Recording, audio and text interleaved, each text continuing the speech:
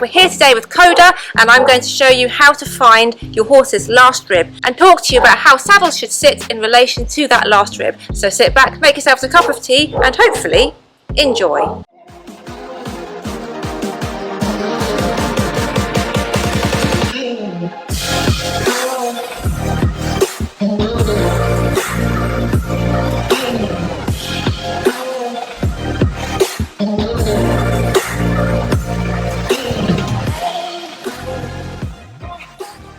So this is Koda. He is 7 and he is a draft horse cross.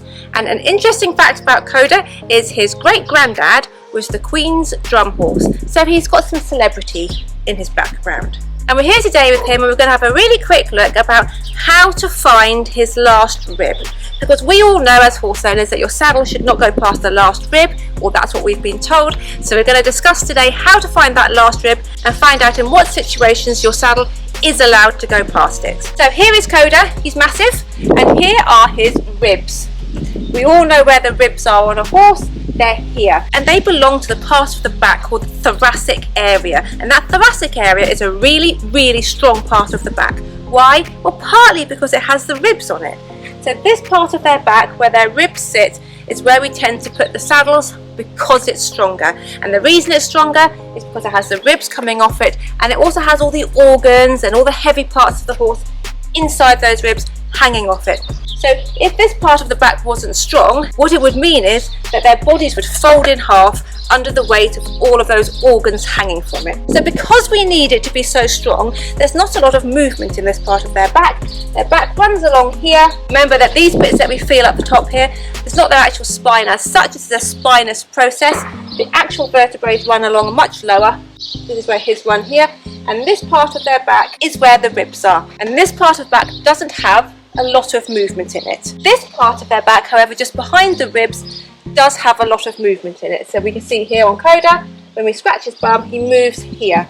So that lumbar area has more movement in it. That's the part of their body that they tuck under and they use to propel themselves forward. But actually through the ribs, there's not a huge amount of movement through those vertebrae. There's a little bit of swing and a little bit of bend, but nowhere near as much as on the rest of the spine. And that is why we put the saddle on that area, because it's stronger and it's stable. So how do you find the last rib? Well, the easy way to do it is to feel along the top of what we would call the rib shelf. Feel along here until you get to the end and you feel it drop off. It's called palpating. You poke it with your fingers. We palpate, palpate, palpate until we get to what we can feel is the corner here, and it drops off there. So on this corner, we follow the line up, and we know that on Koda the saddle can't come past here. So we're going to throw his saddle on and check it doesn't come past that line. So this here is the panel, this here is the line, and we can see on Koda we've got loads of room. Sometimes your saddle fitter might come and you might think, they've sat that really close to that last rib, and I've read on Facebook that we're not allowed to go that far back. But sometimes actually your saddle fitter knows a little trick, and that is that sometimes when the horse is stood statically like this, they're a bit and they sort of let everything hang out a little bit. But when they're under saddle, they can lift their belly, lift their core, lift their back, and what that does is cause those spinous processes within the back to spread and can lengthen the back slightly.